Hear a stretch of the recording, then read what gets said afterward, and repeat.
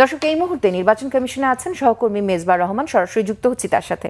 মেজবা, নিশ্চয়ই শুনতে পাচ্ছেন কমিশনের আজকের আপিল শুনানির কি অবস্থা, এবং যেমনটা আমরা শুনছিলাম যে দ্বৈত নাগরিকত্ব যাদের আছে তাদের বিষয়েও আজ সিদ্ধান্ত নেওয়া হবে তারা জাতীয় নির্বাচনে অংশগ্রহণ করতে পারবেন কিনা। এই বিষয়ে আপনার কাছে নতুন কোনো তথ্য আছে কিনা আমাদের জানাবেন। জি, ধন্যবাদ আপনাকে। আমি এই মুহূর্তে রয়েছি বাংলাদেশের যে আগারগাঁও নির্বাচন কমিশন, সেই কমিশনের ঠিক সামনে। এবং আজকে কিন্তু যে মনোনয়নপত্র যাচাই বাছাইয়ের অর্থাৎ আপিলের যাচাই বাছাই একেবারে শেষ দিন ছিল আজ।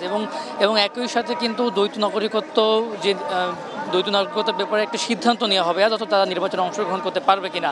আজকে কিন্তু ইতিমধ্যেই বেলা 10:30টার পরে কিন্তু সেটি শুরু হয়েছে।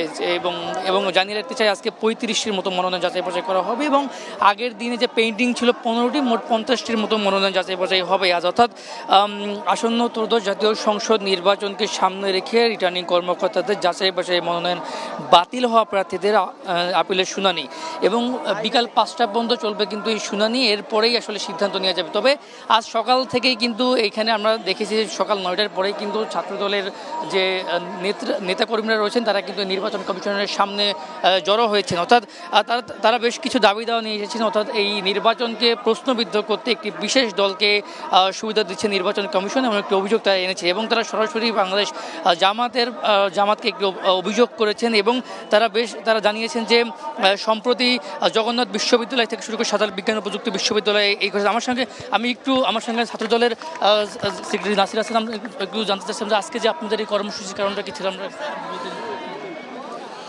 ইতিমধ্যে তো আমরা বলেছি, আসলে আমাদের 3টি আসলে দফা। একটি হচ্ছে যে পোস্টাল ব্যালট নিয়ে যে কন্ট্রোভার্সিগুলি হচ্ছে, আপনি জানেন যে 2018 সালেও ব্যালট এরকম, যেটি আগের রাতেই আওয়ামী লীগের নেতৃবৃন্দদের বাসায় দেখা গিয়েছে।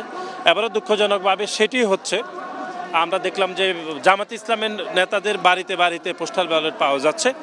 এটি 2026 সালের 12ই ফেব্রুয়ারি যে নির্বাচন হওয়ার কথা, সেই নির্বাচন নিয়ে যাবতীয় সংশয়কে আরও অনেক বেশি প্রাসঙ্গিক করবে বলে আমরা মনে করি। সেজন্য নির্বাচন কমিশনের উচিত এই বিষয়ে তাদের অবস্থান আসলে পরিষ্কার করা।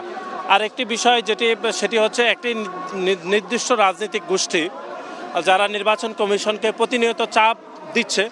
আমরা যেটি লক্ষ্য করলাম সেটি হচ্ছে নির্বাচন কমিশন কোনো সিদ্ধান্ত গ্রহণ করার পরে সে নির্দিষ্ট রাজনৈতিক দল যখন নির্বাচন কমিশনকে কোনো মব তৈরি করে, চাপ তৈরি করে, নির্বাচন কমিশন তার সিদ্ধান্ত থেকে সরিয়ে ওই নির্দিষ্ট রাজনৈতিক দলের এজেন্ডা বাস্তবায়ন করছে। এটি দুঃখজনক। আমরা যেমনটি শুনছিলাম তার কাছ থেকে তার 3টি অভিযোগ এনেছে।